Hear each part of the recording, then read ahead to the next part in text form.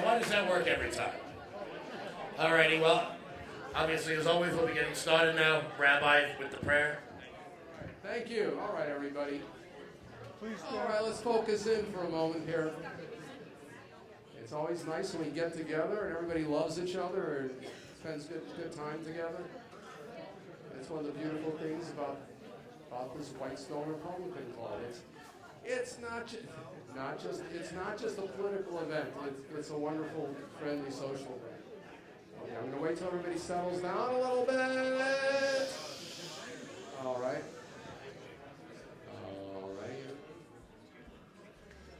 All right, good. So it's wonderful to be here in May.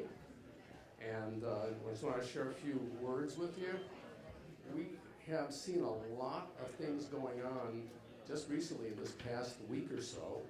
Really big, heavy stuff. Now, I want to back up a little bit. Some of you know about my personal life story a little bit. I'm the son of a Holocaust survivor. My father survived the Holocaust. My whole family on his side, except for him and a couple of cousins, were wiped out by the Nazis. And he was rescued and liberated by the United States Army. And he loved this country so much, he would tell me all the time, and some of you have heard me say this before, when I was a kid and I was part of that generation that was, wanted to protest and all that stuff, he would tell me, he'd say, I'll imitate my father a little bit. He'd say, you know what you should do? You should get down and kiss the ground of this country every day and thank God for being an American. That's what my father told me.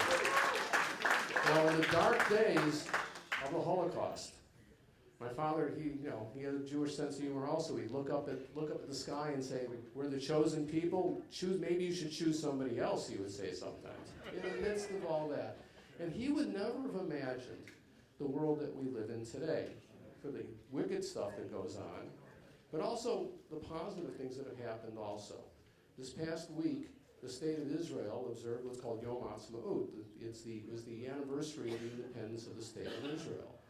No one would have imagined in those dark days of the Holocaust that something like the state of Israel could exist. It's a very imperfect state because people are very imperfect, and it's not a state that necessarily follows the Torah. But it exists, and that is because God keeps his promises. God keeps his promises. We have to keep our faith with God. We have to look to God for our direction. And this society here, the state of Israel represents God keeping a promise. And we're all waiting for the Messianic age to come. If you're Jewish or Christian, we see it a little bit differently. We'll find out when the day comes, God willing, really soon. We'll find out what's going on with all that. But we look to that Bible for a direction. And this country is unique in that this country was founded that people could come from any place based on a concept that your worth, your integrity, and your rights come from that God Almighty that gave us the Bible. That's unique about this country.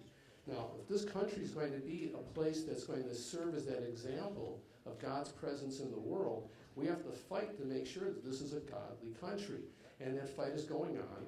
And there's, on the other side, in Hebrew terms, it's called the Sitra Achra. You can call it Brother Satan also. We see that it was leaked, that there was a Supreme Court issued, there was a draft, that it looks like Roe v. Wade is going to be overturned. That babies in this country, this blessed country, babies should not be murdered. It's as simple as that. It's a simple issue. It's a simple issue. Babies should not be murdered.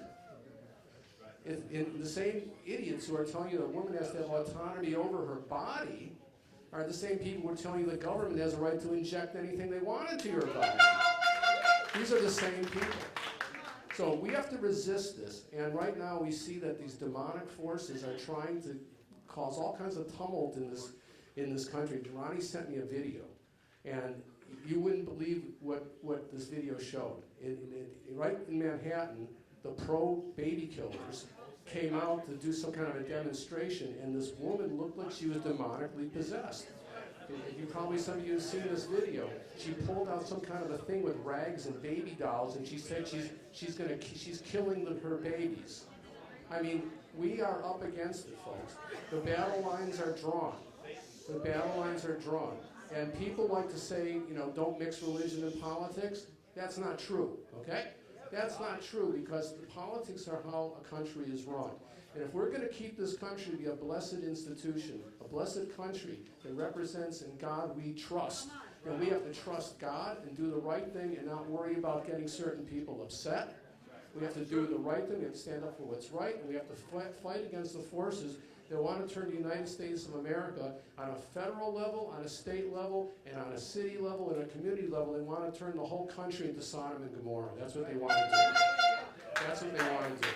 And so God bless those who've been standing up in the forefront of the fight to save babies' lives. And elections are coming up. We know that they corrupted the last election. We have a fake president. He's not a real president. We know that. He didn't get 80 million votes. This fool, this tool, this puppet, he didn't get 80 million votes. So we have to continue to speak the truth. Now, we can't get distracted.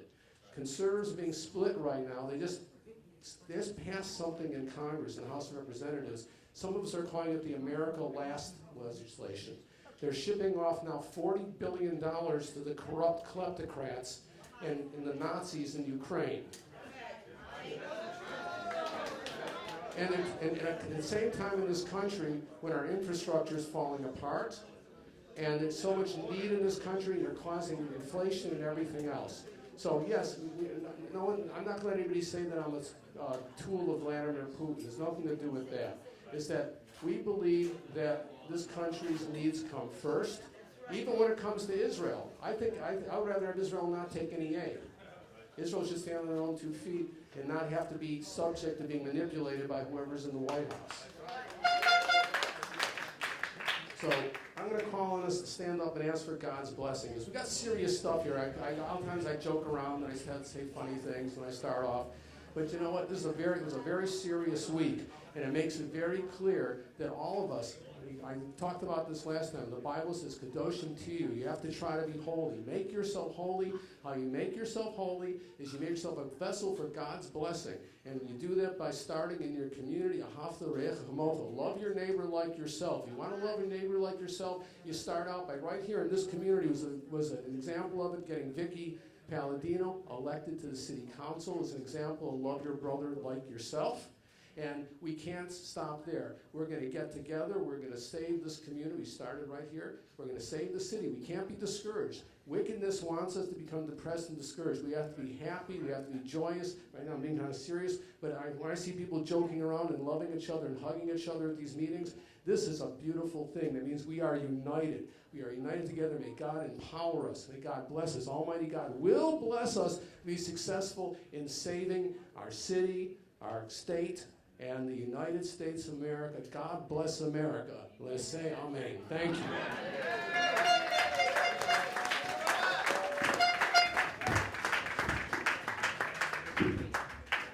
He's a funny rabbi, though. All right, ladies and gentlemen, without further ado, my dear friends, all the way from out east somewhere, the Long Island Loud Majority, Sean Farash, and Kevin Smith, they're going to take over from here. What's going on, everybody? What's up, Whitestone Republicans? How we doing? All righty, we're going to start with the Pledge of Allegiance as always. I pledge allegiance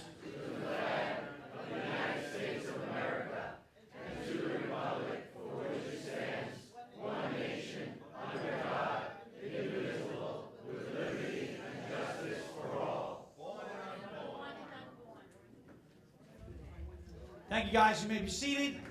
Let's get ready to have some fun tonight at the Whitestone Republican Club. Let me hear you. That's right. That's right. Well, you may have to get back up in a second because we're bringing up a superstar. Obviously, you know who it is. A superstar that in 2021 defied all the odds, hurdled every obstacle, brought everybody together here in a beautiful place we call Whitestone, Queens, right? That superstar. Where is she? Where is her music? Ladies and gentlemen, I want to bring up Vicky Palladino!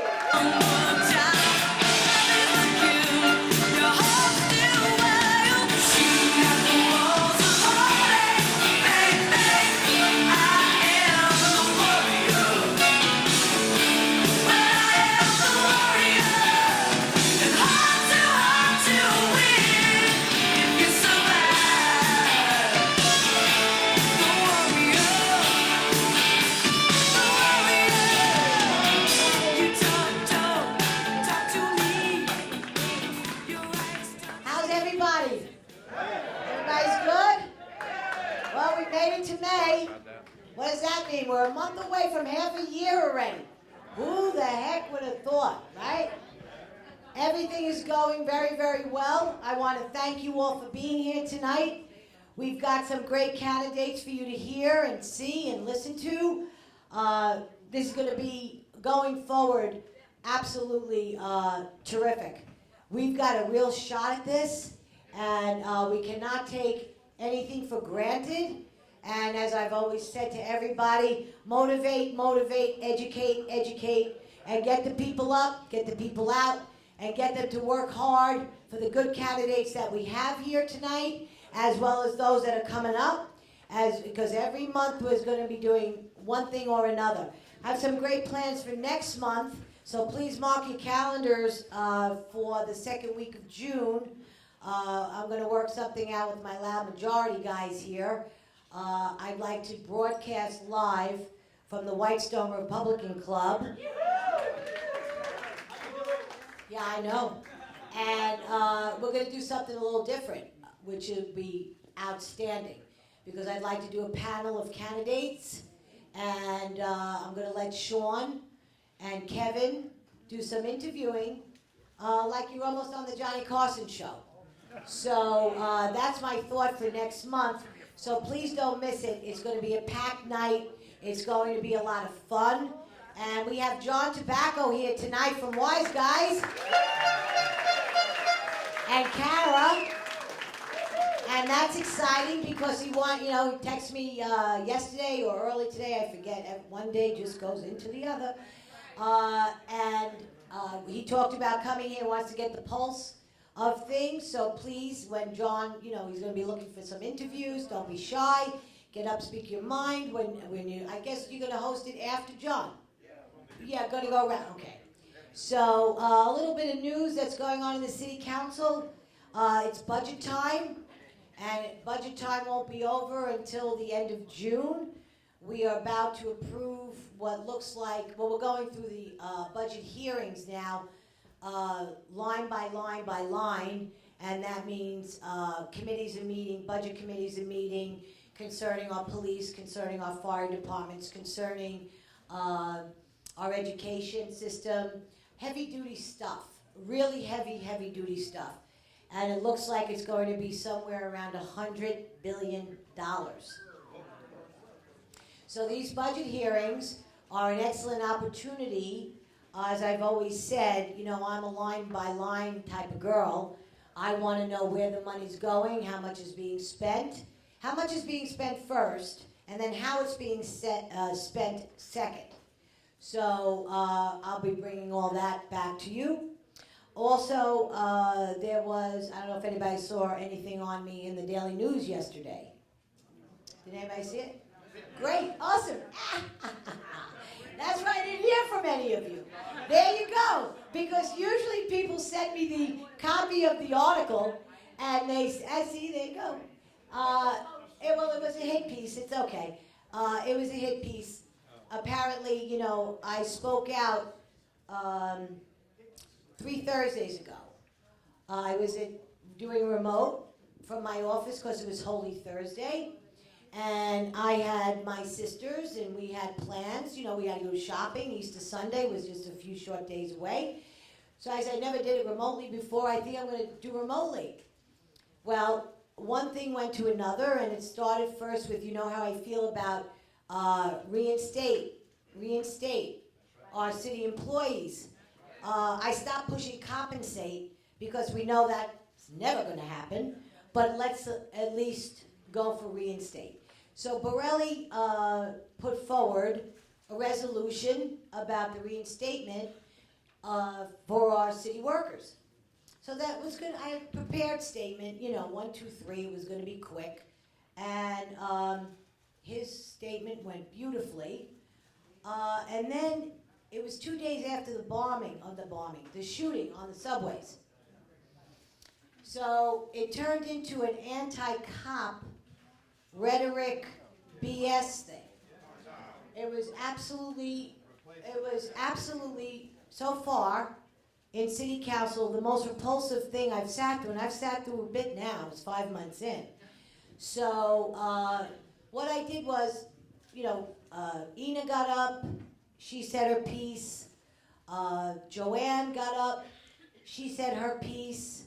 Then she had to leave. Borelli left after. When I say leave, they went into Borelli's office. So now I'm not liking what I'm hearing, so I'm not there. So I have to text. So I text Peter Spencer, who's Joe Borelli's guy there, and I said, Peter, I want to speak. So you have to tell the people in the front that you're going to speak. So you get 2 minutes to talk. I was the third to last person to speak. So mind you, I'm listening to an hour and 10 minutes of absolute, like off the charts, sickening stuff. So I'm getting more and more riled up. And we have a guy in there, city councilman in there, by the name of Barron. His last name is Barron. Oh, Charles Barron. Exactly. Okay, I don't have to say anything else, I guess. Okay, good. So what happened was he spoke, and then Osei, council member Osei, spoke, and he said that the next time he sees a, now mind you, the building is being built, okay, so we get to the top now, I should say the cake. The layers are being put out. Frosting, another layer, frosting. Now we get to the top layer. And Osei says, the next time I see a cop, because all I've been hearing is, we don't need cops in the subway, we don't need police here, blah, blah, blah, blah, blah. Okay, so we get to the top of the cake, and Osei says, the next time I see a cop, and he's on his phone, I'm going to tell him to get the hell off his phone. Now you got to realize here that you're dealing with people that are between the ages. Osei happens to be 23 years old. Doesn't even have to tie his own shoes yet. Let alone he's going to tell a cop to get the hell off the phone. Okay, so now Palladino. Now, when you speak via hybrid, unbeknownst to me, I can't see anybody. All they see is me. You're on the screen, and that's it. Well, if anybody wants to know what I said, it was a 2-minute, because you're only allowed 2 minutes. It was 2 minutes was not quite enough, but I managed to get what I needed to say in, and I went off. I went off the way Vicky goes off, which is articulately, to the point, and basically how embarrassed and how angry I am of the lack of common sense in this room. And there's no balance here. And it went on for 2 minutes. They told me, cut it, because right away, cut it, and that's it. I said, okay, fine. Thank you very much. We put it up as a tweet. No comments. Absolutely 0 comments from me. In other words, just flat out the video. We also put the video up on my 2 Facebook pages, which, by the way, Councilwoman, the hell's the name of my page? Council member Vicky Palladino. So, because I go by Vicky for NYC, Vicky Palladino for NYC, which you all know and follow. Vicky Albrizio Palladino, which you all know and follow. And then now there's the other page. I'm also on Instagram. So it was put up on Twitter, and the comments were coming fast and heavy. It was good. All positive stuff. Long forgotten. I mean, we're talking 3 weeks ago. So now Friday, after I spoke Thursday, sorry guys. After I spoke that Thursday, my phone lit up. And I got several calls from fellow council members. One in particular, I will leave his name out. And that's okay, no, because it was fine. And he asked me how I was doing. I said, I'm doing fine. How are you? I got to run. He said, well, I just want you to know, my 8 years of being a staffer here in the city council, I've never seen such reaction to anybody in the worst possible way than they did to you when you were speaking. Yeah. And I did not know anything, because you can't see them. And they were booing and hissing and all this other crap. So, exactly, children in the play yard. So, because they're all high school level. So, when and then several other people called, and then the next day we did the unveiling of the Tom Seaver statue, where I was the only Republican there, and it was a great day. But one of my Democrat friends tapped me and she says, "I want to speak to you about what happened yesterday." I said, "Sure." And I didn't know what she was going to say, but she's a lovely, lovely girl. And she says to me, "Vicki, I just want you to know that I'm going to Adrian Adams because the disrespect," and she spoke to another city councilwoman, "you sit there week in and week out, and you never say a word. You treat us with the utmost respect, even though you disagree with us. Really, I could see you. You could be seething, and yet you don't say a word because you're in chambers. And there's a certain decorum that you have to have in chambers. You want to say something to me outside, that's a different story. We'll have a conversation. Never confrontational, but a conversation." So what happened was when she said that to me, and she spoke to another Democrat, female, and they both agreed that they were totally and absolutely out of line. So the one comment that was placed on my Twitter page happened on Friday. I did not know until I got a call, and they told me that the Post wants to talk to you, the Daily News wants to talk to you. I have a chief of staff who's brilliant, and she will handle this. So she and I constructed a comment. We gave it to the Post, and I gave the one person's name that I thought I could trust not to lie. And guess what? The cards fell flat. Absolutely zero support. Was I angry? I think so. Was I upset? More than definitely yes. Because here's how I go. And they know that. I'm as loyal as a dog. I don't turn my back on anybody. And if I got a call from somebody that said, and I did call 3 people, to say that the press may call you, you tell them what you told me. Tell them what you said. That you asked Keith Powers to call order to the room. Tell them what you said. But guess what? They either were unavailable for comment, or those that did comment were far from what actually happened on the telephone. But what this reporter for the Daily News did, the Post didn't run the story, the Daily News did the hit piece yesterday. So it's more or less that I'm a liar, and that's okay. It's perfectly fine. You gotta have a thick skin for this business, otherwise you don't belong in it. So the 2 Democrats that he happened to talk to was Barron and Barron's protege, that swore up and down that none of this ever happened, that Vicki imagined all of this. And my simple response, was, well, then how would I know what went on in council if somebody didn't call me and tell me? But I don't want to exhaust this anymore. But I just thought you guys saw it, want you to understand what goes on. So when you read or you see anything, because Vicki's not going to get the press she deserves ever. And I am running my tail off. I am working as hard as I possibly can for you and this district, and you and this district and the people of the city of New York. That's my job.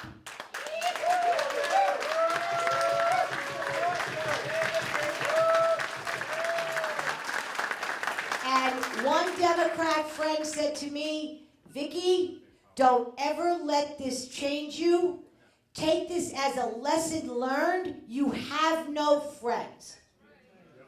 You are not a politician, and neither am I. And you're not a lie. And they can't handle that. So you know what? It is what it is. I am who I am. My job is to serve you, serve this city, get the funding that I need to put forward the programs I want to put forward. And you can bet, I will not disappoint. So I want to thank you all, and have a great night, and I'll see you all a little later, okay? Thank you you very much.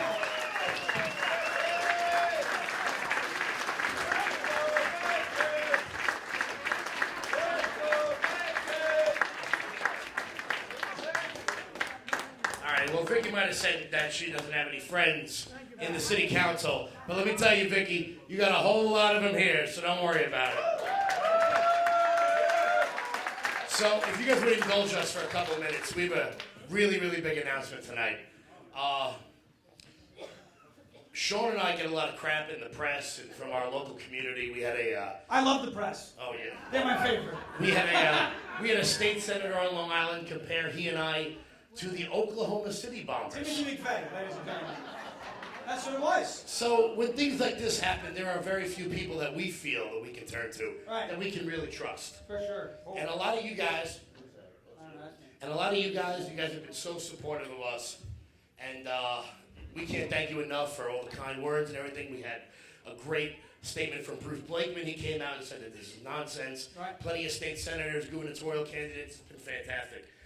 And one more thing you guys have always asked us is, how do I get one of these? Yeah, where do you get them polos from? Where do you get these polos from? I want one.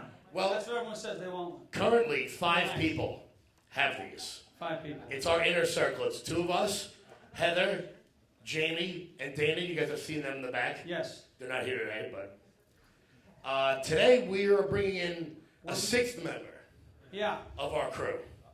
A 6th member of the loud majority. And because you guys, where is he?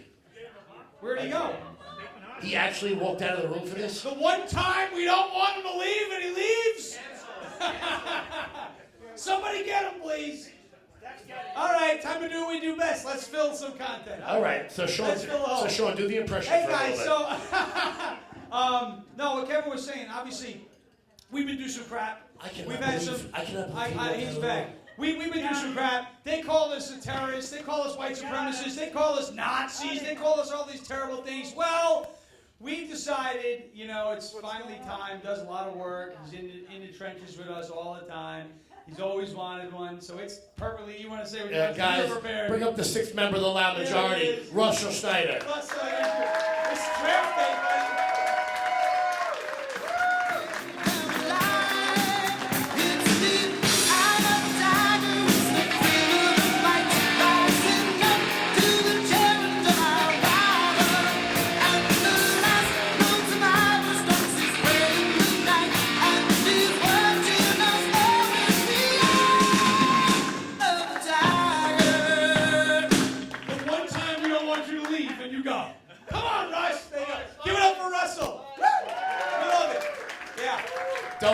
Don't worry, Stefano and Gavin, yours are coming soon. Don't worry about it. It's coming. They're offended back there. Stefano's wearing something a little better anyway. Look at that snazzy little suit. He looks good back there. It takes one handsome man to pull off that suit. Yeah, Luckily, we've got it. So. Yeah.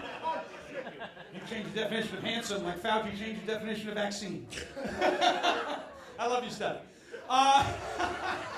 So hopefully everybody enjoyed Vicky Palladino. Everybody enjoys when Vicky speaks because she's incredible. She's out there. She's fighting for everybody, and that's what the point of a club like this is to get people out, grassroots, join that community. Remember this club got in trouble, I think, during the China virus. The China virus, okay? You're not supposed to have conga lights at parties, Horrible thing. Hey, y'all got in trouble. It's all right. Because the Whitestone Republican Club never says no. They never say no. They never... They're not going to back down to unconstitutional mandates, and they're always there fighting. And that's why Vicky Palladino, a fighter, won in her election last year. She's new councilwoman, District 19 in the New York City Council. We are thankful to be given the opportunity to be here every month.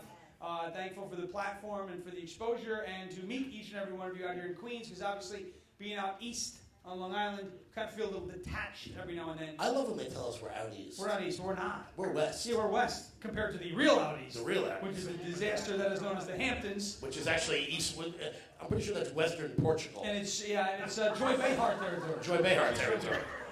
So that's where Chris Cuomo has his second home. One of the points of the club, obviously, is to give candidates a platform. Candidates who are local, maybe not so local, but everyone gets a platform because everyone wants to come to the Whitestone Republican Club. A couple months ago, we were here. Scott Pressler just walked in. Oh, wow, what's he doing? He's like, I'm not missing Whitestone. So the club gives everybody a platform, and that's the best thing that I've seen across the state. It's a great club, it's an objective club. They give everybody a platform, everyone gets a chance to speak. And so we have a bunch of candidates that are coming here tonight. First, running for New York State Assembly District 40. You may have heard of her. She's been around. She comes to all the meetings. I've seen her all the time. She's a single mother, a social activist who loves to serve her community. Please give it up to Sharon Liao, running District 40. Let's go, girls. Come on.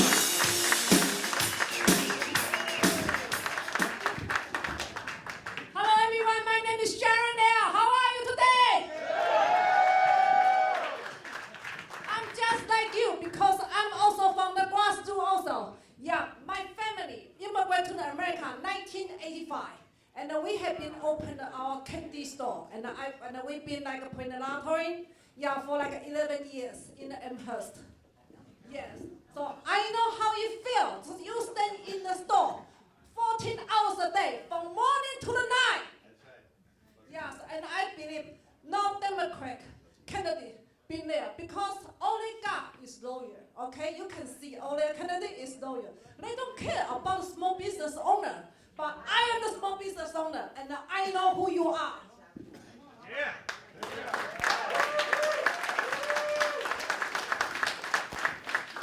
I also opened a Carvel ice cream bakery in Bronx, Pelham Parkway for 5 years. Yes, okay, so the people who living in the Bronx near the Jacobia Hospital, then you know that you probably ate my ice cream before, and I made a beautiful ice cream cake.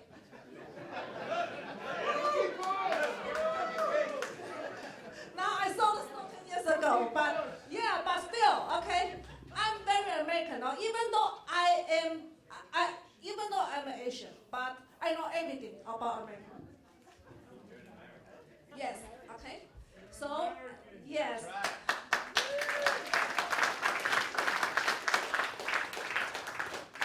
Yeah, since I have been living in America for 37 years, for so long. Some people here even not at all, okay? I know some people are younger. Okay, that's all right, but it doesn't matter, okay? Age is just a number.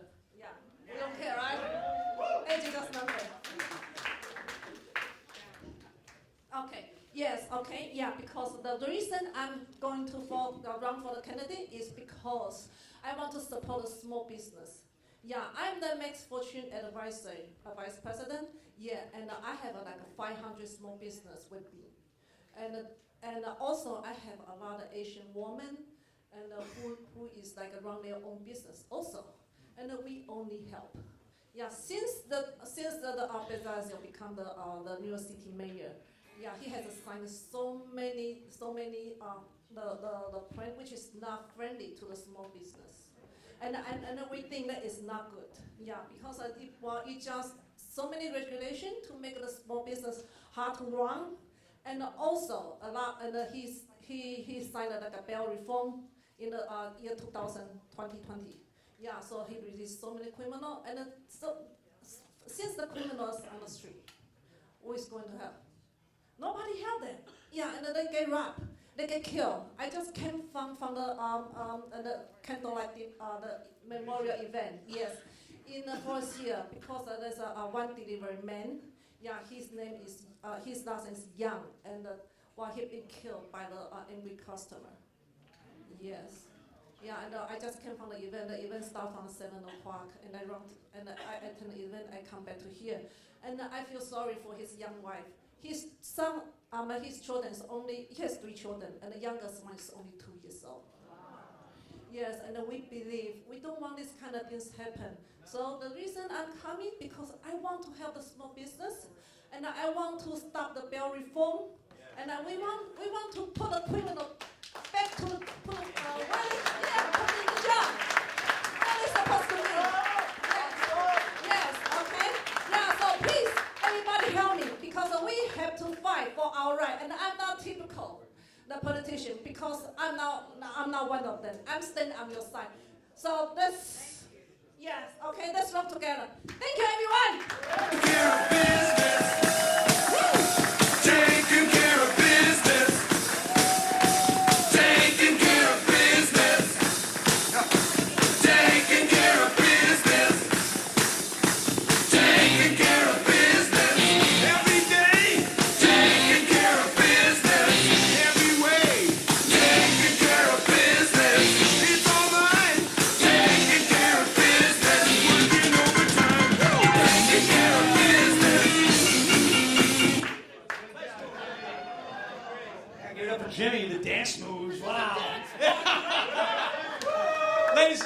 Councilwoman Sharon Liao, Assembly District 40. She's excellent. Give her a hand.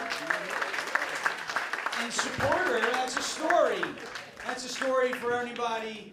Everybody needs to hear that story. You know, business owners, the American dream, what it means to pursue happiness. That's what it is right there. It's pursuing happiness. Right there in our Declaration of Independence. They want to run that through the shredder, and you know it. And they're trying to do it, and we're not going to let it happen. Not at all.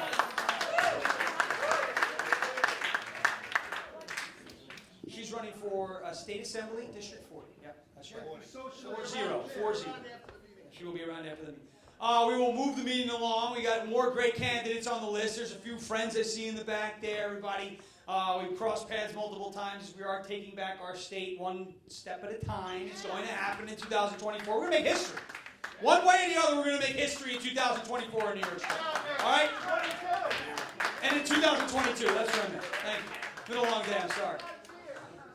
Now, this next gentleman's running for State Assembly in District 25.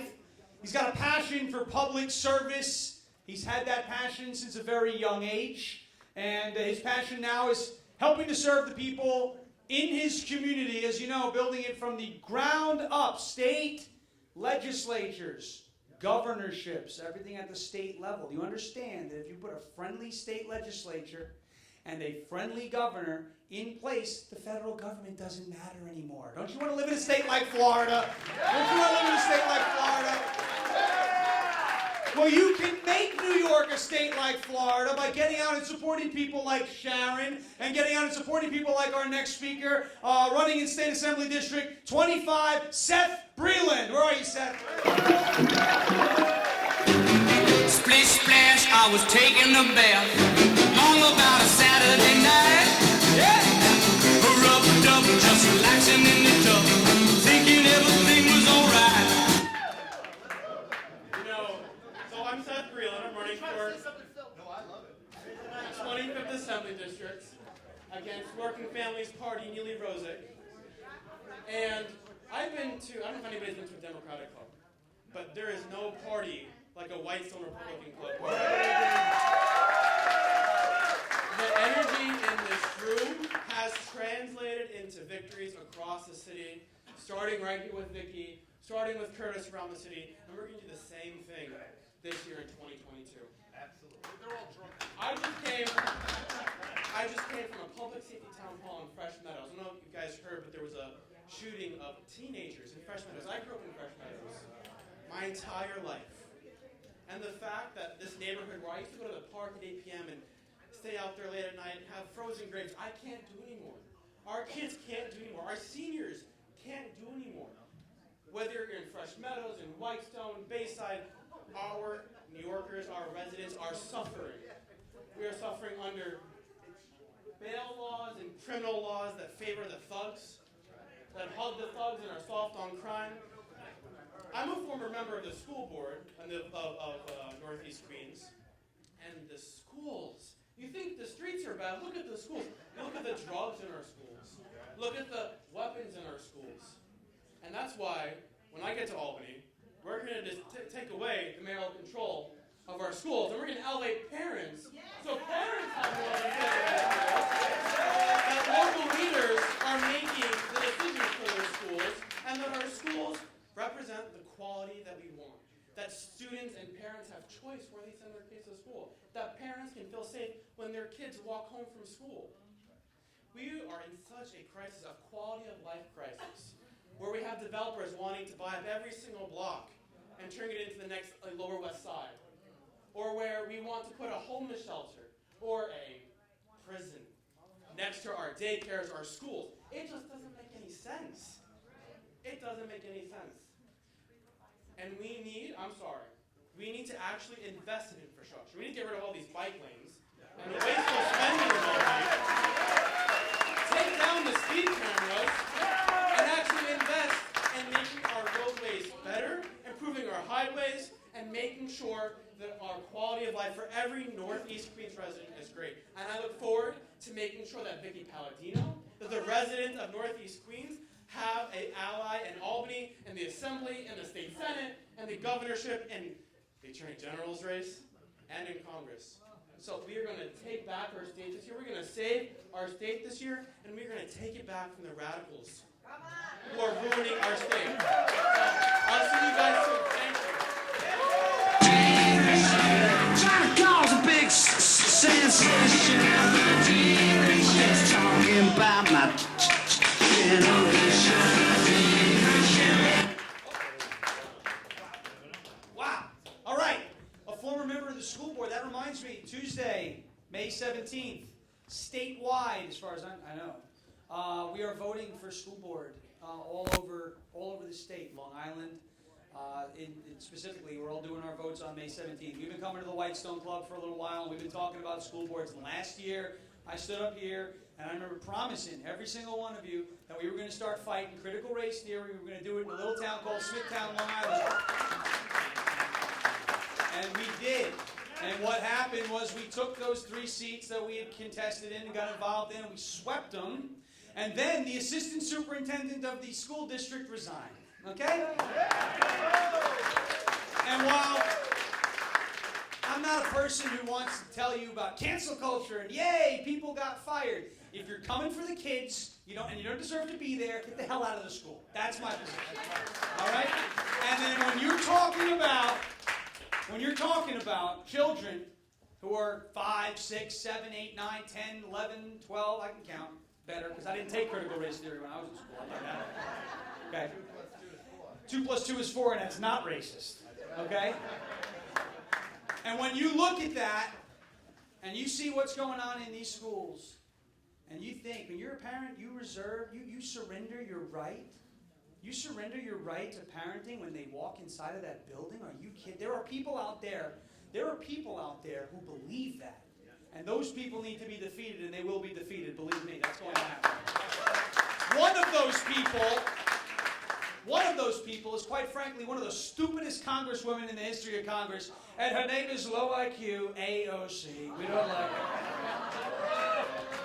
And she's got a ton of opponents out there, and we've heard from a bunch of them in this club, and as you said, we want to make sure that everybody's got a platform, and we don't like AOC. So the more dirt and damage and anything that we can do to shut her down, we welcome. So please welcome, running for Congress in District 14, Pura DAC.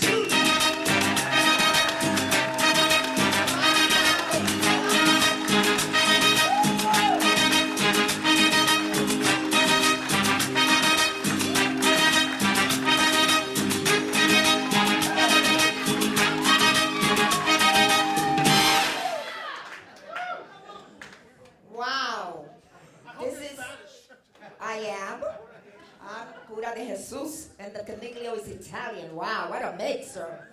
Woo!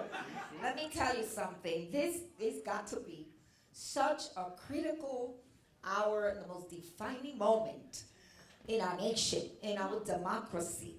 Everything is hanging on the balance. And I've been an attorney in the trenches, working for the most vulnerable, and working for the working class, and like Sharon, for those mom and pops stores that have been shut down, where we need to begin to invest in. I am tired that on my watch, there is such a broken system.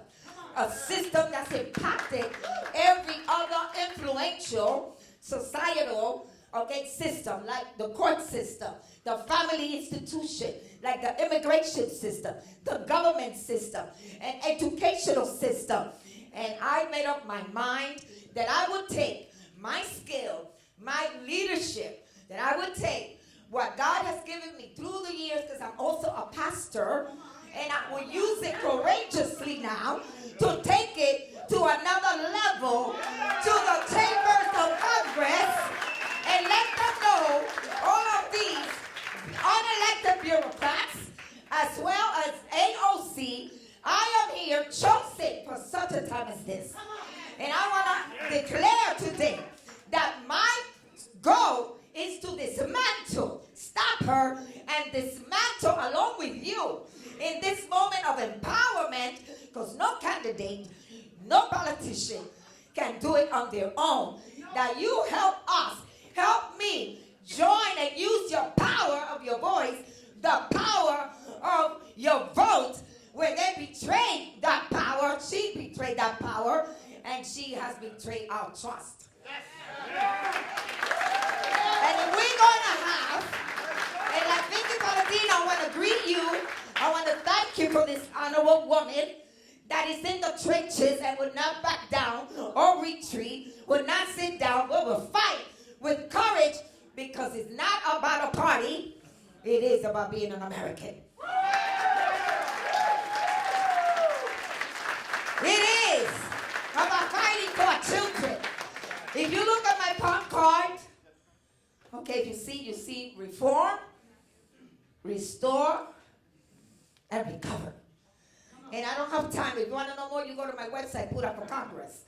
But I tell you that we need to reform this nation. We need to take back the political power from these socialist ideologues, and we need to put it back where it belongs. In you, the people. In us. We need change. Radical change. And we need courage. And we need to, of course, restore the sacred oaths that are being violated every day by politicians that if they continue to do that, they don't deserve to be in public office. And we need to restore the ideals of our forefathers and the constitutional rights. First, Second Amendment. We need to restore safety. We need to protect our children, our neighborhoods against this bail reform. Our streets and our city and the Bronx is bleeding. Who will stop the bleeding of innocent blood? The shedding of innocent blood. Well, you know what? We better also consider the abortion issue. 62 million babies tortured, mayhemed. Can we connect the dots? Can we connect the dots? Wow. So I'm wondering who and where will be the next outcry of a mom, of some family from some innocent child at the end of a straight bullet. We need to recover, the lawlessness. When there's lawlessness, there's no order. There's chaos. There's confusion. And there's fear and danger. That's what we have. And someone has to stop it. Someone with courage. I came out of the South Bronx for a passion. I had to overcome the decay. I had to overcome statistics. I had to overcome the language barrier when my mother brought us from Puerto Rico when I was 10 years old. I had to overcome racism and sexism in the courts. I don't know racism by theory. I know it because I look the way I look, and because I was able to penetrate into the court system and establish justice for the oppressed and be a voice for those that had no voice. And I'm going to go to Congress and the halls of justice, and I will be your voice. And what I've been doing in the community, in the Bronx, as an activist, as an advocate for the least of these, I will do it now. But I need you to help me fight AOC. I need you to help me fight and get to that Congress. Hallelujah. Shake, shake, shake, Simona. Shake your body line. And I'm going to end with this. As a pastor, which I get my passion and vision for America, my father and my brother were veterans. And they fought hard and served for the ideals that made it great. And today America is under siege. And I want to know that the soldiers that are courageous are here like a Vicky. Wow. And I just want to say this, as a pastor, I love the rabbi. I agree with everything. I agree with you, Rabbi. We're in the power of agreement. Prayer works. Righteousness works. The power of worshiping God works. But I want to say this. I will be the congresswoman for everyone. I don't care if you're an atheist. I don't care if you worship the earth. I will be the congresswoman for every child, every ethnic person. I don't care your age, your gender. So I want you to understand that what I'm doing as an advocate and as an activist all these years, it's not something I'm doing. I am not a politician. I love Vicky. And I used to say, at the risk of looking and sounding like Trump, I'm not a politician. Now I can, quote Vicky. I'm not a politician. So, I'm not just a candidate because it's something that I need to do. It's who I am. And now I'm just taking it to the next level. Amen. Thank you. God bless you. God bless America. And God bless you.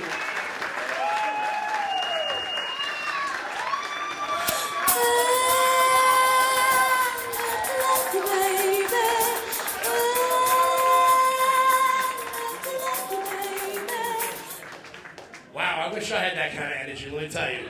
Woo! I need another cup of coffee.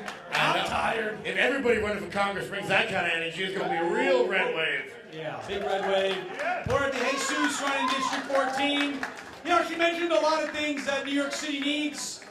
She mentions a lot of things that they need in District 14. I think we should start with a congresswoman who can count to 10, but that's, maybe something better. Well, maybe that's for another day when we elect someone like this here. We got candidates up and down the board. I mentioned Smithtown, Long Island before. I mentioned Smithtown. It's a beautiful place. It's a wonderful... Thank you. Yeah, we don't know the score of the football game thanks to the mainstream media. Well, that's how you know. See, that's how you know a real fan right there. That's a real fan right there. He watches the show. He watches the show. He knows that nobody knows who won between Smithtown East and Smithtown West. Yeah, we deal with fake news from Smithtown all the time. Fake news, horrible people, believe me. Believe it or not, short story. We wrote to the Smithtown News, a little newspaper out there. I used a pen name. You know how Benjamin Franklin had Silence Do Good? All right. Now, I decided to write an article as if I was a left-wing radical activist who was sick and tired and threatened by the loud majority, these evil boogeymen. And what was the name you used? Well, I wrote a very what was the name detailed article, and I signed it off. Yours truly, Holden McGroin.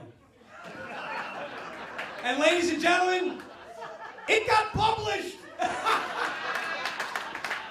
So he punked him. It's great. He's afraid to show his face in Smithtown. And now we have a real America First candidate stepping into Smithtown, running in District 1. He's a good friend of ours. He's a family man. He's got the beautiful kids that are always on the America First fire engine, being in parades and doing all sorts of great stuff. A great friend, a great example of a man who embodies the America First principle, the America First platform. Ladies and gentlemen, please give it up for Anthony Figliola, running for Congress in New York District 1.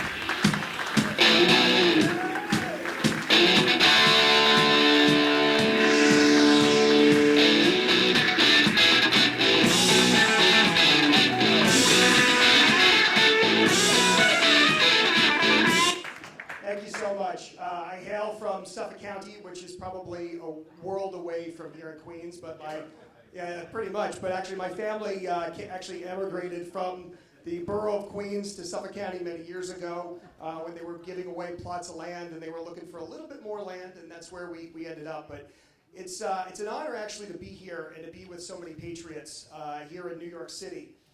When you have a place like Whitestone, where Francis Lewis, who was a signer of the Declaration of Independence, and you saw what had happened in losing his wife in the Revolution and the burning of his home, but you also saw just the amazing triumph of patriots in a community like this. And it reminds me, obviously, winning the Revolution, but we're in it again. We feel tyranny. We know what it's like. We spent 2 plus years in a lockdown. New York City, I think, was in a worse place than even on Long Island and in other parts of the state. Still is, you're right, absolutely. I've had a lot of friends that have lost their jobs that were teachers and healthcare workers. My wife is a nurse. Her job was on the chopping block as well. But what's important is that you have to stand and you have to fight. You have to elect the right people that are in it for the right reasons, that are in it for you. And unfortunately, what has happened, and we've heard a lot about what's going on in Albany, but also in Washington, D.C., we're having the same thing. We have unelected bureaucrats that are pushing mandates on us, that are telling us how we're supposed to be raising our children. And we have the CRT and the DEI and whatever other acronym that they're going to come up to mask, telling our children that they should be divided. And I think that's wrong. I have 3 young children. I want my children, black, brown, white, doesn't matter. It matters who the person is, because we're all Americans. And we're seeing this mentality of dividing our country and telling everybody that you're in this side and that you're in this side. I'm a conservative Republican. I believe in God first. And I'm going to point... And I put my nation right after God. And I know a lot of you share that. But what's happening is we're seeing the erosion of our country. You know, and I announced this about a week or so ago, but when I get to Congress, one of the first bills that the first bill that I'm going to put in within my first 100 days is we're going to have a Parents' Bill of Rights. Because it's going to tell parents that the parents are in charge of what their children are learning. And nobody's going to tell the schools are not going to tell the parents, you know, what types of shots that they should get, or who their child is, a boy, girl. Now, I believe in a man and I believe in a woman.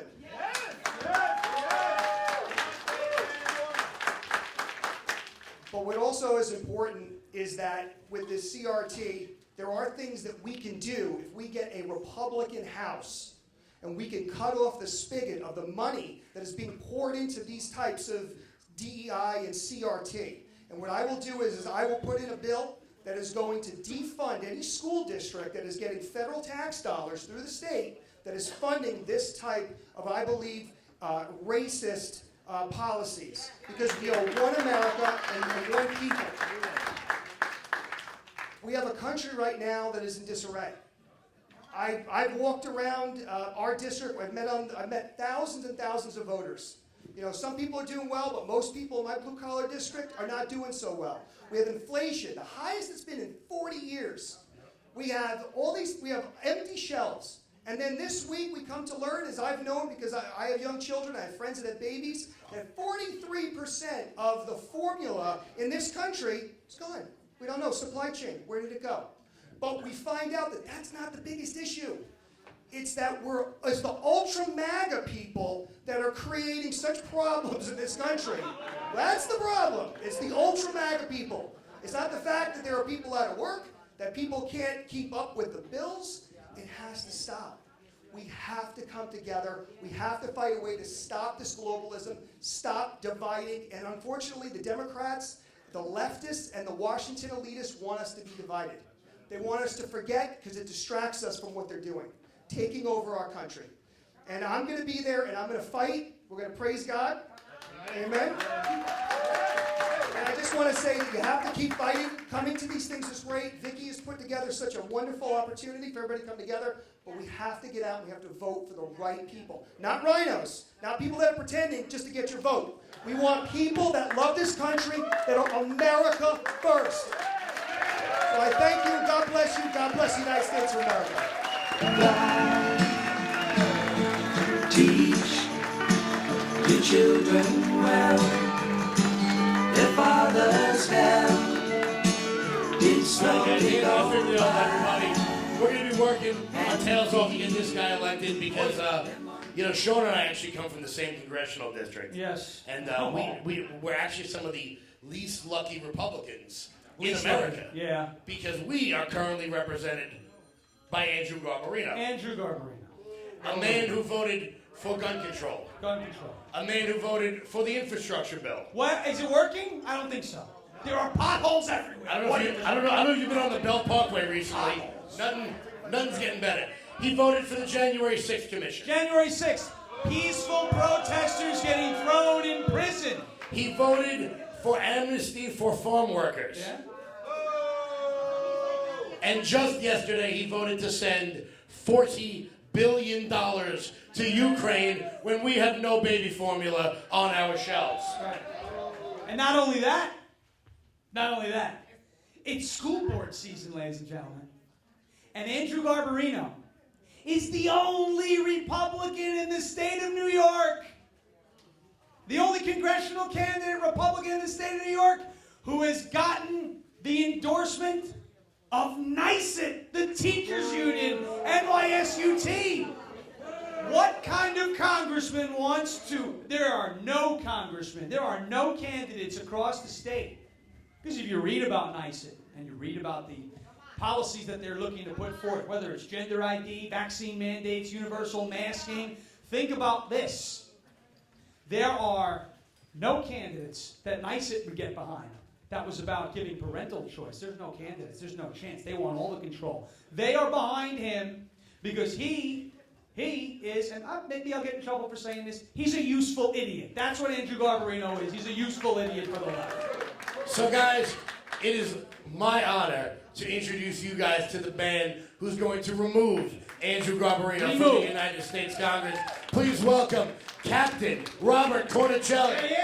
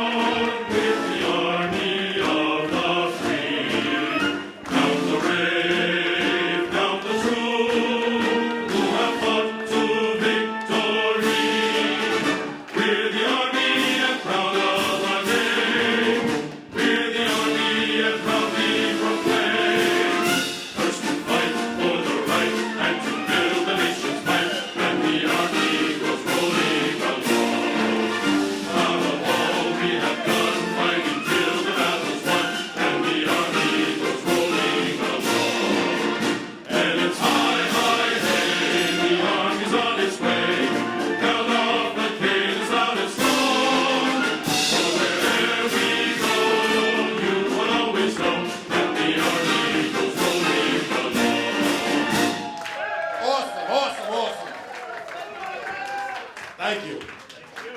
You know, I was told by an establishment leader that I didn't have the temperament to run for Congress. Now it's funny, Vicky, my close friend for years. Do we really care what the establishment says about temperament? Where does it say in the Constitution you need to have a certain temperament to be elected official? Now the reason they say that is the two things I want to talk about today. Soul and control, right? How do they control you when you're subservient? How do they control you when you can't fight back? Now, if you know about Saul Alinsky's 8 levels of control, healthcare, Obamacare, right? Poverty, debt, welfare, gun control, religion, education, where are they attacking us? The schools, right? What's the last one? Anyone know the last one? Where's Kevin? Kevin, what's the last level of control? Now, we'll talk about it in a little bit. So, let's talk about control. Do you notice the IRS has to know what you make? Why does the IRS have to know what you make? Why are we not taxed on a flat tax? Why tell them how much we make every day? They want to know. They want to control you. Why is there a Department of Education? Where does it say in the Constitution that the federal government has any business educating our children? Control. Gun control. Why is there a Department of Housing and Urban Development? What are they doing in our lives? Department of Education? This is all about control. If they control you, then they can do anything they want. And this is where we have to step up. You can never be controlled. You have to fight back at every single point, every decisive point that they bring forward. They're not going to stop. They will continue until they can control everything. Why? Why are they going after education? They want your state. You ever hear the cliche, the soul of our country? I mean, it's a cliche, but think a little more sinister. They want to take and suck out the soul of your family. They, and Hillary said it, it takes a village to raise a child. That's their mentality. They're that sick that they think they should have a say in how you raise your children, how you spend your money, how you live your lives. That's why religion is no longer in schools. They have followed the 8 levels of control from Saul Alinsky down to the last one. Their plan is total domination. The oligarchs at the top know better, the Gateses and the Soroses. They think they know better than you do. They think you can't manage your daily lives. They have to do it for you. There are sinister things going on in this country. Now, I worked personally for General Flynn in the DIA for 4 years. Now, General Flynn pulled this out when Obama was in office, and this is how he got removed. He said there's a deep state. He said there are people operating within our government, and I was there with him, that are trying to take the entire government down. It's not a scare tactic. It's true. They want to remove everything. That's where transgenderism comes in. That's where all these isms come in. They want to compartmentalize us. You notice? So the last one is class warfare. Now, I saved that one for last because if you think about everything that they bring up, it's division, race, and religion, and gender, and sexual identity. We're like the phobisms. That's what I call it. You're either phobic, transphobic, Islamophobic, xenophobic, or you're some sort of ism, racism. Listen, they're racist. We all know that. But when you're on the right, and you're an America First candidate, and you look at the First Amendment, we say First Amendment for all. None of us in this room say First Amendment, you have the right to protest your government, or right to free speech, or right to practice religion for just me, a white Italian guy. I don't think I've ever heard anyone say that. We say, stay the frig away from our First Amendment. Our First Amendment. When we talk about the Second Amendment, no one's ever said, that I know, on the right, Second Amendment for little white Italian guys with big noses. No, we don't say that. We say Second Amendment for all. We don't compartmentalize anyone. We just don't care.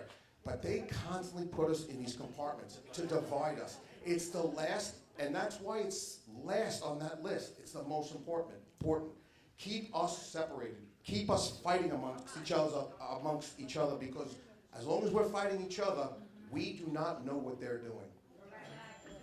There are sinister things going on. I can't be happy and talk about great things we're going to do down there. I'm going down in a fight. There is no compromise with me, with anyone on the radical left. I am not compromising on defund police. I'm not compromising on CRT. I'm not compromising on DEI. I'm not compromising on parental rights. There's no compromise. I'm no beta male, or I'm going to sit there and be told, go sit in that corner and come out here and vote the way we tell you when it's time. No, that is over. The fight has begun.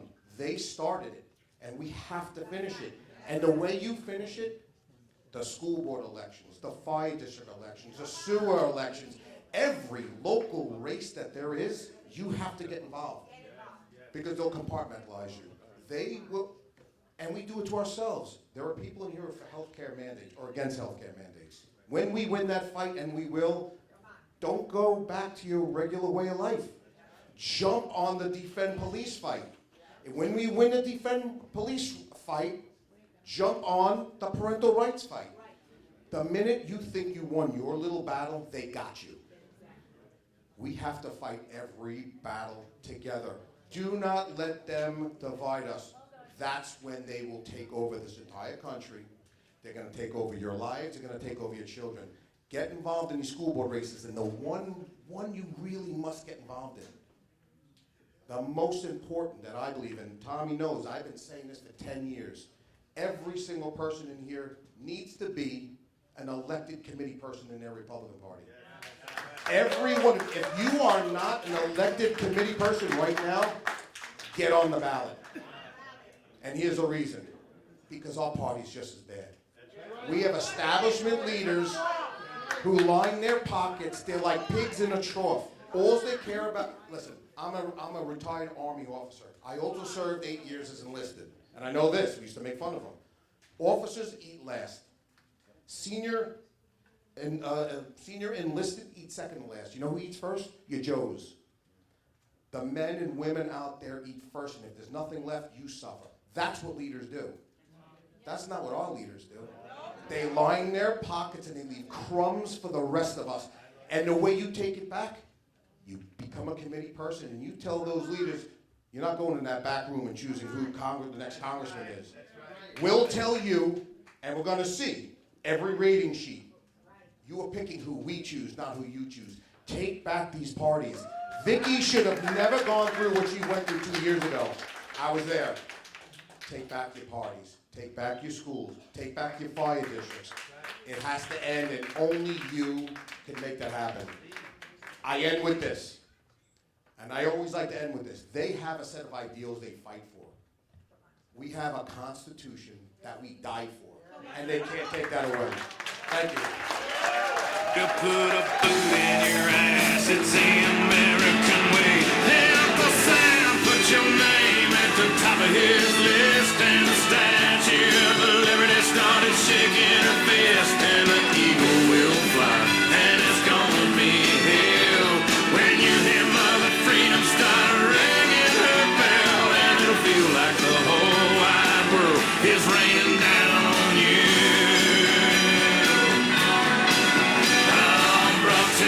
Courtesy of the red, white, and blue.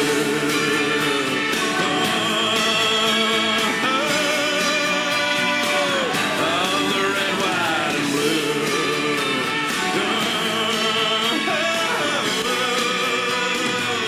Of my red, white, and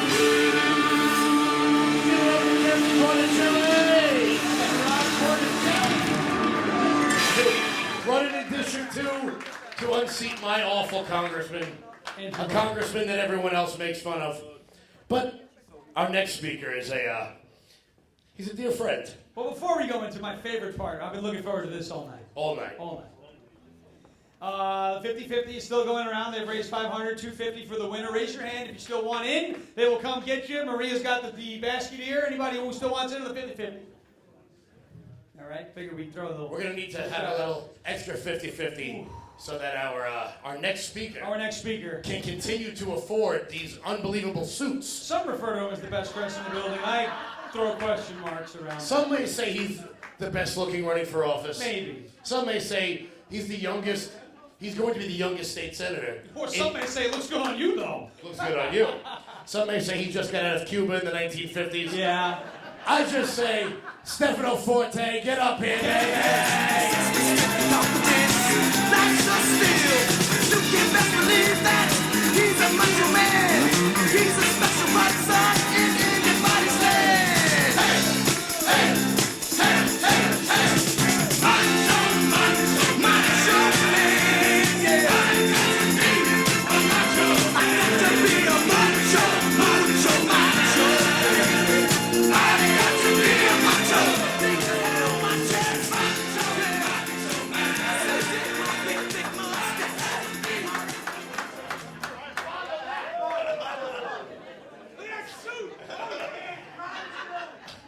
Comandante Fidel sends his regards. I just came back from Havana. The cigars are for me. I'm not sharing. Wow, Whitestone Republican Club. Put your hands together for these candidates. Oh my goodness. We've got a deep bench this year, don't we? I feel good about what's coming. And you know what, Vicky, you know, you said you have no friends in the city council. That's what somebody told you. You've got friends. That's what somebody told you. But this time next year, you're going to have a friend in the state senate. I'll tell you that. You're going to have a friend in the state senate. You're going to have friends in Congress. You're going to have friends in the state assembly. Because I've said this over and over and over. True Republicans, not the rhinos. True Republicans. We're not here to take part. We are here to take over. Now, last time I spoke to my favorite club, we just finished protesting Kathy Hochul. We just finished protesting Kathy Hochul. I didn't stop there, though.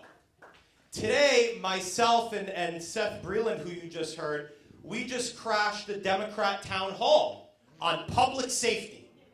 And they had very, very strong views. They want you all to know that the Democrat Party, they're the tough on crime party.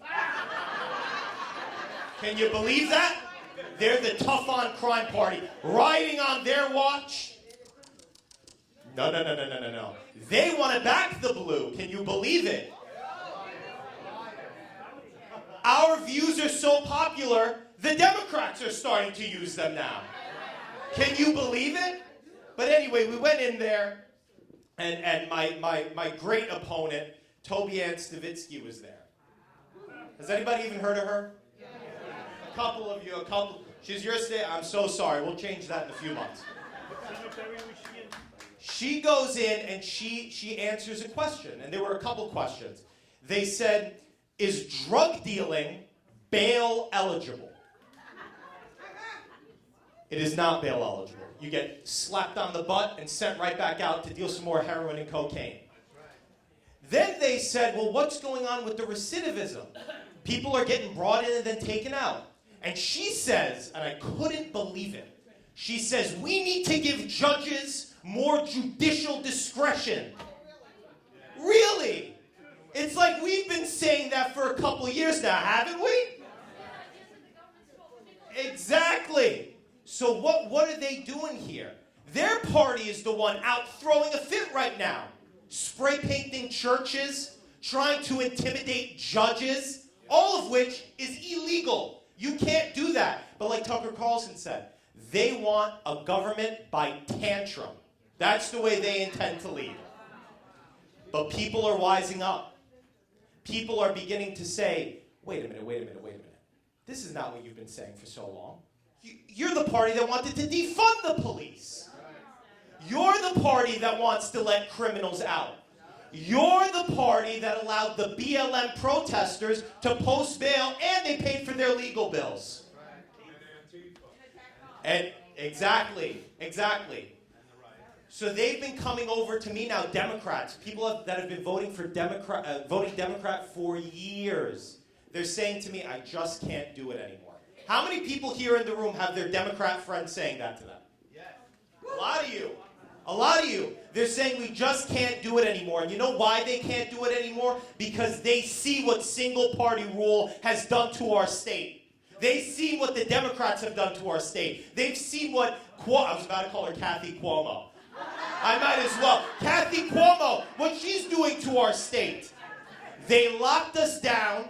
They're picking our pocket. They're still masking our kids. People are wising up. We are going to take back the state senate. We are going to take back the governor's seat.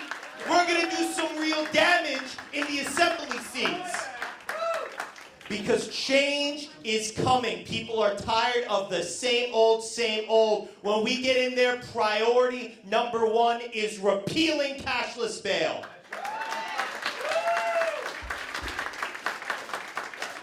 Priority number two, we're going to make sure that single-family zoning is protected. And Vicky Palladino has been doing a lot to make sure our district is conserved. And lastly, this is something that's coming down the pipe that many of you have heard of. They want to be teaching comprehensive, not just sex ed. They want comprehensive. Use your brain and think about what that means. Comprehensive sexual education to our children. Not for children. Who in here wants some teacher telling their kids comprehensive sexual education? Who? You're learning it? I'm so sorry. I'm so sorry. The books that they have now, my little cousins are coming over to me, and they're telling me, do you know a woman has a... Shouldn't you be playing Roblox? What are you doing? But stop talking about comprehensive sexual education to the kids. We're going to make sure that we stop that. So, ladies and gentlemen, I'm proud to say that this movement, this red wave that's going to go from California all the way and crash down to the shores of Whitestone and Queens, it is coming. God is on our side, because when you have we are on God. When you have the protesters that are going in front of churches saying, I'm going to kill the baby, thank God for abortion. No matter where you fall on that issue, this is too far. This is too far.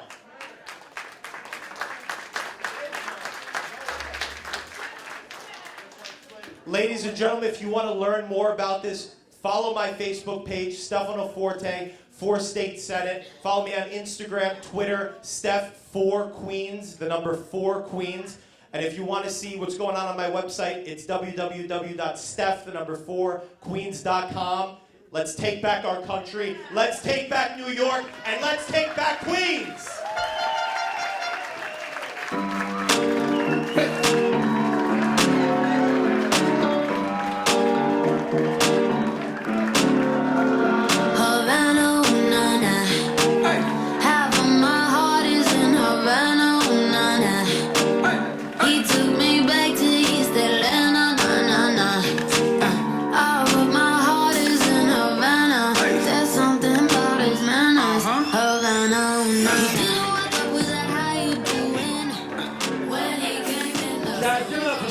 Forte, unbelievable.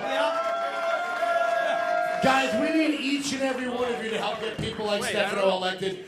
I know I break a lot of chops with him because he's one of my best friends. And let me tell you, we are working, Sean and I, on races from Montauk to Ohio. But let me tell you, one place I'm stopping is to make sure Stefano Forte gets elected to the New York State Senate. Especially because the food in that district is really damn good. Yes, because if nothing else, go up there for the food. Yeah. So. Yes. We're in one hell of a state because I think, and I've heard Lieutenant Governor candidate Allison Esposito say this many times. And she has said it on several occasions that we're not just about to see a red wave in New York.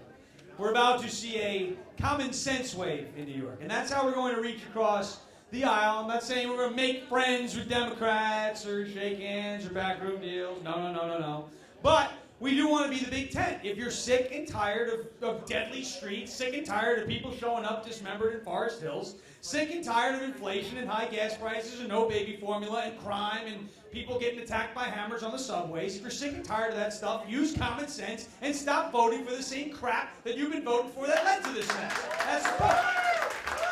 And each and every one of you need to go out and tell your friends when you're at the bar, you're at the Little League game. You got to tell them when they're talking about the new crime story we heard about that woman that was cut up. About that woman that was cut up in Forest Hills. Dismembered. Why did that happen? Why did that happen? It is because our top prosecutors, like Alvin Bragg, allow these animals to get out on the street. But let me tell you guys something. Oh, baby. Let me tell you this. The next top prosecutor in the state of New York. He's here. He's right here. He ain't gonna let that happen. Everybody, please welcome Michael Henry.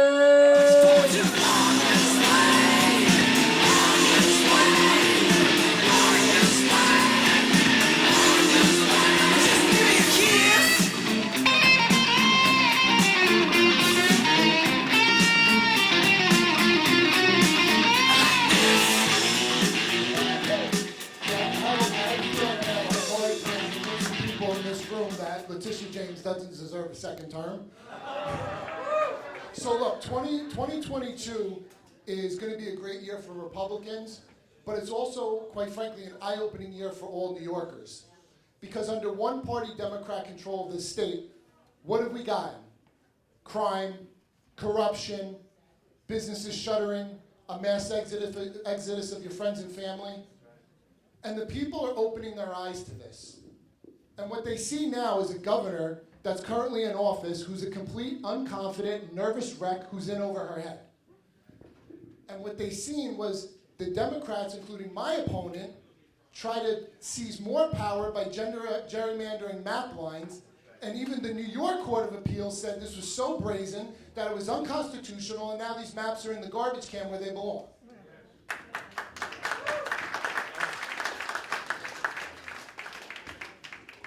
Now, Kathy Hochul has an issue with judgment, and that's why we're going to win this election.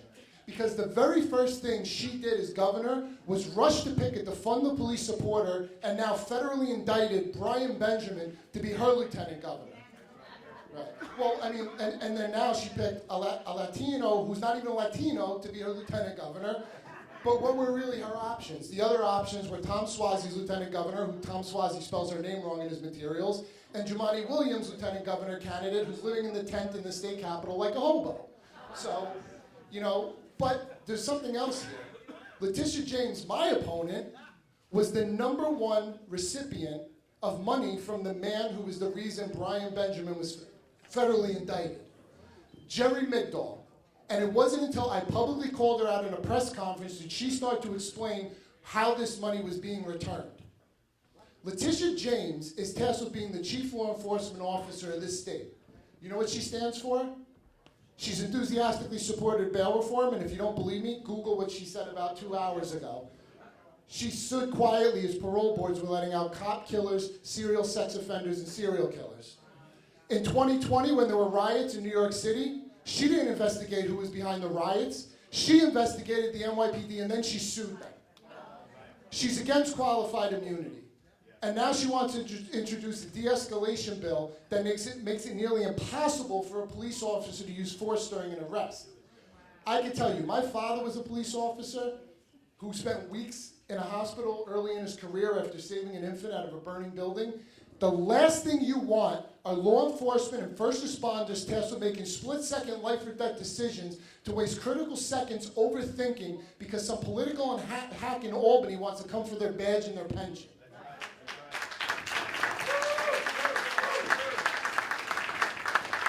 Now, Letitia James will tell you she's a voice for the voiceless. That's unless our most vulnerable are dying in nursing homes for months, and she's completely silent until the media and the Republican Party has to shame her into speaking up. She's going to hold a press conference and tell you Andrew Cuomo forcibly touched, groped, and kissed 11 brave women, including a state trooper assigned to protect him, and then failed to issue criminal referrals, so now Andrew Cuomo is running attack ads against her. She's going to tell you during the 2020 presidential election, she has to freeze the assets of the NRA because it's a terrorist organization. And then we watch a judge in Manhattan recently dismiss the judicial dissolution. We see her sue Amazon. That got thrown out yesterday. We see a grand jury fail to get renewed in the criminal investigation into the former president.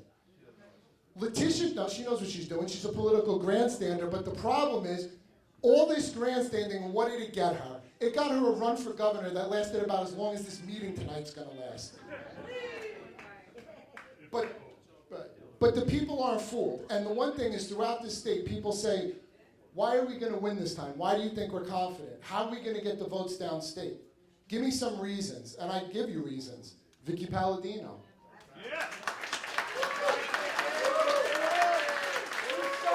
Yep. Ina Vernikov. Bruce Blakeman. Ray Tierney, Ann Donnelly.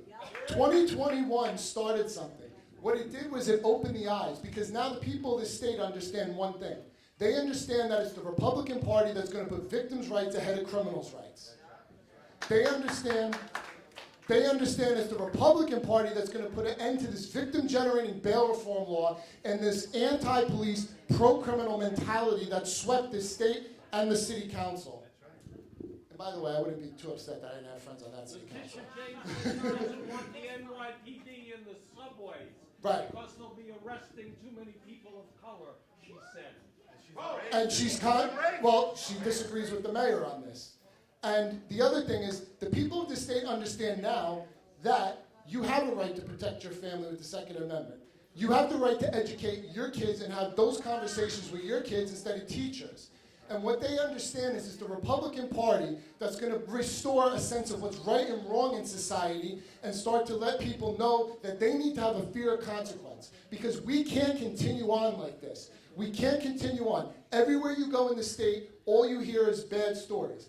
I like campaigning because I meet a lot of good people from different parts of the state. But the bad part about campaigning is you meet a lot of good people with a lot of bad stories. And you can relate to this. I had a relative killed by someone out on bail reform. I lost my job. My mother died in a nursing home. I didn't find out till 2 days later. We should not be living in a state like this. And come this November, we're going to change the trajectory of this state, and we're going to shock the rest of the country. We're going to build on what we did in 2021, and we're going to also get people like Stefano Forte elected to the state senate.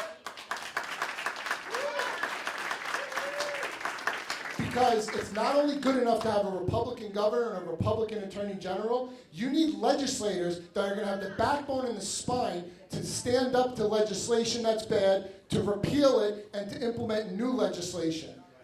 My website is michaelhenry4ag.com. I have a Twitter, which is michaelhenry, the number 4ag. I also have an Instagram and a Facebook page. Please sign up, subscribe, get the daily updates, see how we're taking the fight to Letitia James. I am officially her opponent on the Republican and conservative lines this November, and I look forward to retiring her once and for all.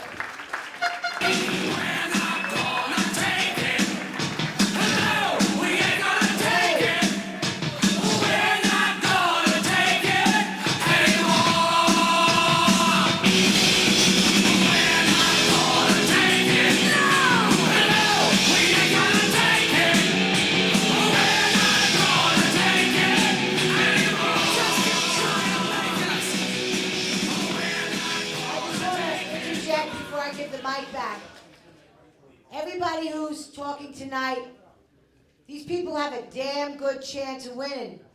And you know what? They need you. And you got to get motivated. You got to motivate everybody else. But I have to just throw something in here before I hand the mic back. Every one of these candidates need money. And one thing I used to be shy about money.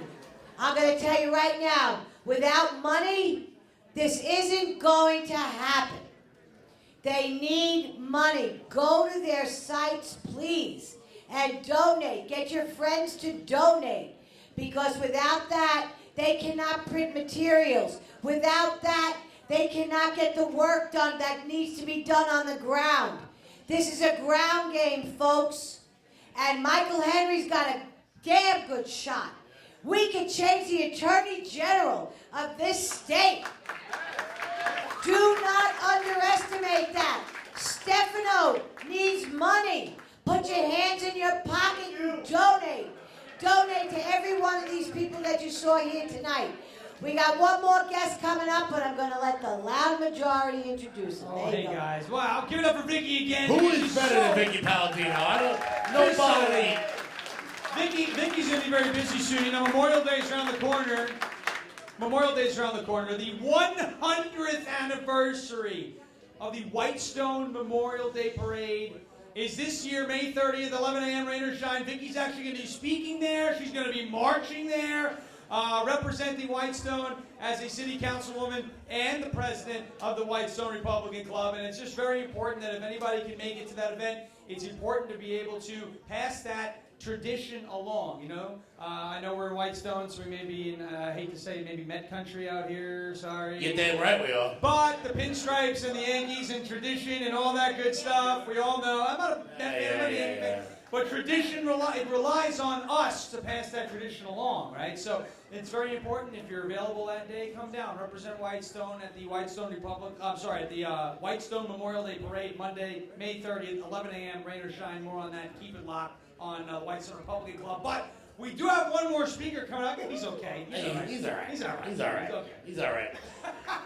He's shaking his head now. He's shaking his head. I owe him one from the Queens Village Club.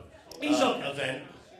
Could have been dressed like Steph, you know. Yeah. I think Steph dressed for the occasion. Guys, I'm gonna take heat for that one. I'm sorry. Guys, we love this guy. Guys, the last speaker up is, I think, one of the most important people in Manhattan. Agreed. Because Gavin Wax represents the next generation. That's right. Gavin Wax represents what is to come. And let me tell you guys something. We know a little bit about organizing people. A little bit. Just a little bit. But let me tell you, this guy is the chief organizer in Manhattan, in Queens, Brooklyn, Staten Island, and the Bronx. He is the president of the New York City Young Republicans. More importantly, I'm damn proud to call him a friend. Oh, yeah. Please welcome Mr. Gavin Wax.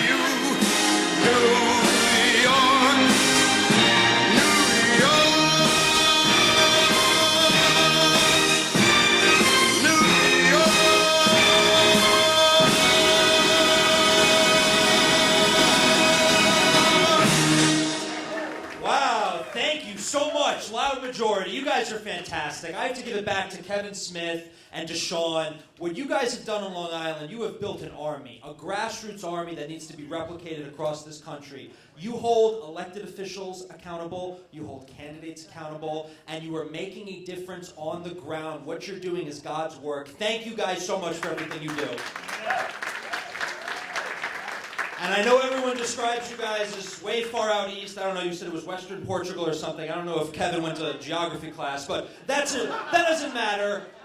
Wherever we are right now, I guess we're in Spain. I guess this is Vicky, based on Kevin Smith's logic. But Vicky is doing the same thing right here in one of the 5 boroughs of New York City, in Queens. She's rebuilding a party from the ashes, literally from the ashes, and you can see it in this room tonight. I love clubs like this, and I've been coming to a lot of clubs like this in Queens and across the city and on Long Island, wherever it may be. And this is the heart and soul of the Republican Party. This is the heart and soul of the conservative movement, of the MAGA movement, of the pro-Trump movement. It's here in places like this, and it's embodied in people like Vicky Palladino. Now, Vicky gave a great opening speech. She had a lot of interesting information in there that relates to a lot of things, both locally, state, and nationally. I'll start with this. As an elected official, I don't want our elected officials to have a lot of friends. I don't want them going to Washington, to Albany, or to Lower Manhattan, to brush shoulders with people, to go to cocktail parties, to be well-liked. I don't want that. Because when you have enemies, you know what that means? It means you stand for something. It means you fight for something. The people that get into politics, that have long lists of friends, those are the people that you need to hold suspect. Those are the people that you should have a little caution about. Because when you have a lot of friends in politics, that doesn't sound to me like a good thing. That sounds like a bad thing. That sounds like someone with no convictions, with no principles, with no beliefs, and with no backbone. And that is certainly not Vicky Palladino. Exactly. Vicky Palladino has gone into the city council, and she's been a wrecking ball. She has been a wrecking ball. And she's been holding their feet to the fire. And everyone likes to say, oh, you know, it's New York City. What difference does it make? There's like 3.5 of them. Vicky is the half. She's a short little Italian lady, so she's half. But in reality, it's not just a fight against the Democrats, as important as that is. There's another fight, and I think it's been a general theme tonight, and I think that was kind of organically a theme. It wasn't intended to be a theme. But there's a more important fight, because a lot of times we think about the external enemy. And even in foreign affairs, we think a lot about the external enemy. Well, at the national level, some of our worst enemies for our country's national security and our national prosperity are within. We see it with the Biden administration, what he's done to gut our nation, our national security, our economy in a few short months. But then if you take it down a level, to the party level, to the Republican Party level, sometimes the biggest enemies are not the Democrats. They are fellow Republicans. They are fellow people who profess to have a viewpoint. Exactly. They profess a rhino. That is the term, a rhino. And it gets thrown around a lot, but it's a very important term because it's more dangerous sometimes when they put on a smile, they go on a stage, and they tell you everything you want to hear. But then behind the scenes, when you're not paying attention, they're the first to stab you in the back. And that's the kind of issue that President Trump faced in his 4-year term, that held back his agenda, that held back the will of the American people. And that's what's going to potentially happen if we're not vigilant. If we don't have groups like this, the Whitestone Republican Club, if we don't have groups like the Loud Majority, if we don't have all these grassroots groups holding elected officials and candidates to the fire, that when they get elected, they have to enact on the platform and the promises that they made to their constituents. And that doesn't make you anti-Republican. That doesn't make you, violating the Reagan commandment. That means you're doing your job as a citizen, as a voter, as a duly, elected member of a body, and as a voter. That's what you need to do. You need to hold your elected officials to account. And I don't care if they have an R next to their name. I don't care if they have a D next to their name. Because many times, it's indistinguishable. We have a lot of great candidates here today, including many candidates who are primarying rhinos. A good friend of mine, Mr. Cornicelli, is one of them, and I hope he gets elected. Because in reality, it may not be a net gain for the Republicans if we get Mr. Cornicelli elected, but it really is a net gain if you think about it as we're getting a conservative in there and replacing a soulless rhino. Likewise, we have a lot of very uphill fights in a place like New York, and New York City in particular. And this kind of outdated, just go along to get along type of politicking is not going to cut it in a place like New York City. That's why we have to look to Vicky Palladino. We have to look to my friend in the Macy's Cuban suit, Stefano Forte. Because I will tell you this, it may be double-breasted, but this guy is a real, true populist. He's a grassroots guy. He gets the issues, and he knows how to speak to those issues because he actually has a passion. He actually cares. He's not doing this because he just wants to go along to get along. He's not doing it for the title. He's not doing it to brush shoulders. He's doing it because he wants to effectuate change. Because at the end of the day, you guys come to these meetings, you go out, you petition, you door knock, you schlep around, you do a lot of hard work for the party, and you do it for free. And you don't get a lot of credit for it. But in the end, it's not just about winning elections. It's not just about flipping a seat. It's actually effectuating change. We heard about bail reform. We heard about all these policies and issues. That's what matters. That's what matters. We need to actually make changes. I don't care if we flip the House or we flip the Senate or we get a governor. We need to make sure that we actually see substantial changes in our policy, in our legislation, and everything, top down. So, we're in a blue state. And what makes us interesting in a blue state is a lot of times Republicans in blue states and blue cities like New York are some of the hardest working, most dedicated, most committed Republicans because you have to be a little crazy to be a Republican in a place like New York City. We're all a little crazy. Me, you, everybody, especially Stefano, but everyone. Everyone is a little off. But we know what we need to do to turn this city around, to turn this state around, and we know that it's going to involve a very big fight. And we have high standards, and we have high standards of our electeds, and we want to see things differently. So when you have a lot of other elected Republicans who don't stand up for Vicky Palladino, who let the left form a narrative against Vicky Palladino, who throw her to the wolves, shame, shame, shame is right. Shame on them, because you should look to the Democrats every now and then, because I don't agree with them, but they do some things that are interesting. They know how to win, and they fight ferociously. And exactly, they stick together. When one of their members, when one of their electeds gets attacked, gets ridiculed, gets defamed, what do? Do they stay silent like they did with Vicky? Do they throw that person to the wolves like they did to Vicky? No. They round the wagons, they double down, and they go on the attack because they defend their own. And that's how they keep winning. And Republicans, for whatever reason, were the first to throw our own under the rug. The rhinos, thank you for the correction. That is a good correction, is the rhinos. So that's why we have to keep up the fight. And you may have been paying attention to some of the things that have been going on in New York lately. We've had a historic win, a very historic win in New York. And that's why I'm very excited for a lot of these races. Michael Henry, Stefano, Seth Breland, Cornicelli. A lot of people have a very good shot of winning this cycle for two reasons. One, at the congressional level, the maps got tossed. The whole commander was destroyed. Thank God for that. The whole commander was destroyed, and really the path to taking back the House runs through New York. And that's why this was historic. So we are going to have new maps in Congress, and hopefully we see a lot of pickups there. In addition, beyond the federal level, we also saw another historic win. The New York State Senate maps were tossed. And this is massive because we're actually going to have a chance to retake the state senate or come very close to create an IDC like we've had in years past. And that will be the first step since 2018 or earlier, depending on when you want to draw the date, that we've had actual two-party rule in New York. Because a lot of the issues we talked about tonight, bail reform, crime, homelessness, education, CRT, whatever it is, what does it come down to? There's no competition.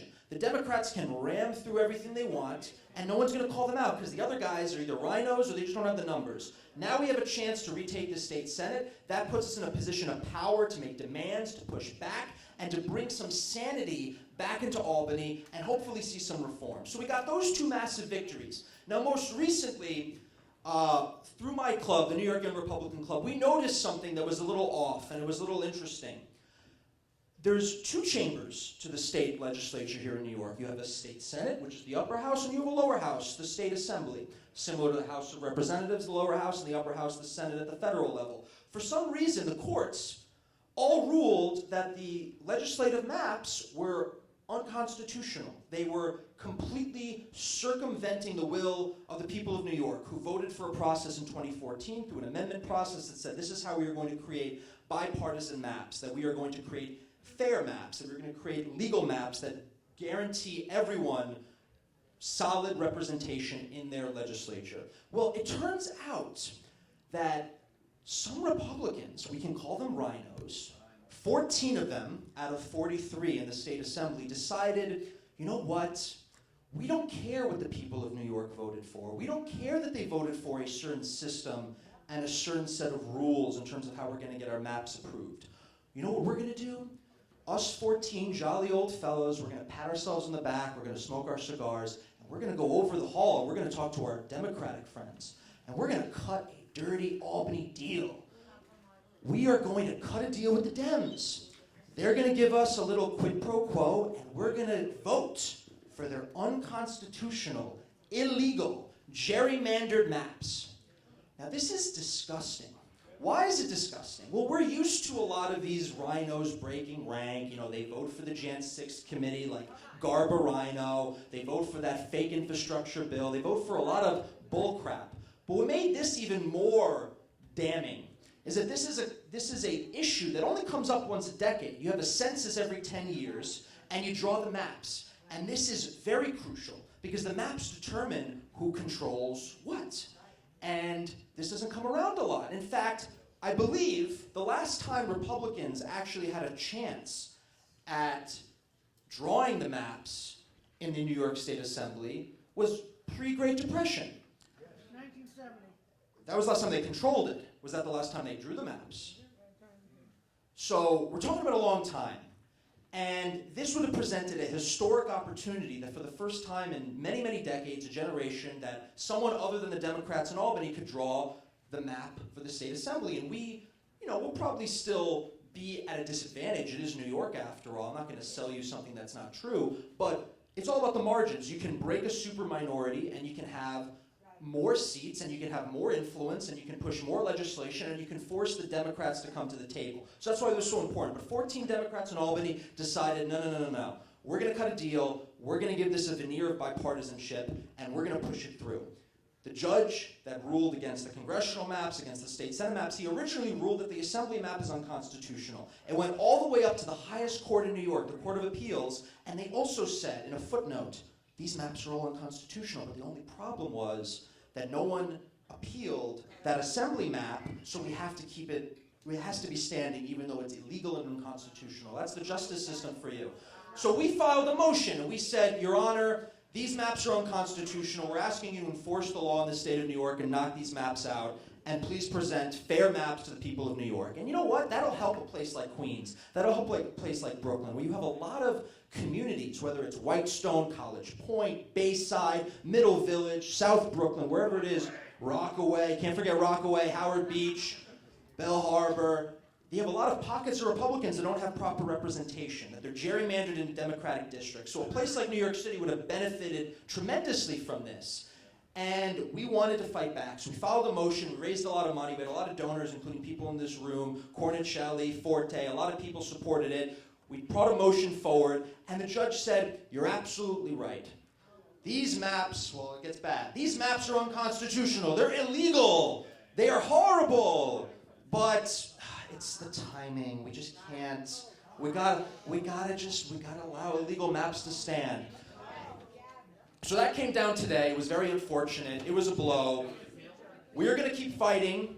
We're going to keep fighting this. We're going to file appeals. We're going to file separate lawsuits. But we're also going to take the fight into the realm of public opinion, into the PR realm. We're going to hold their feet to the fire. And we're going to constantly fight for better representation, for better elected officials, for more Vicky Paladinos. And we're going to make sure that come November, come 2024, this state gets redder and redder, it gets more sane, we get better elected officials in, and we take our city back, we take our state back, and we take our country back. With that, thank you all for having me. This was a great time.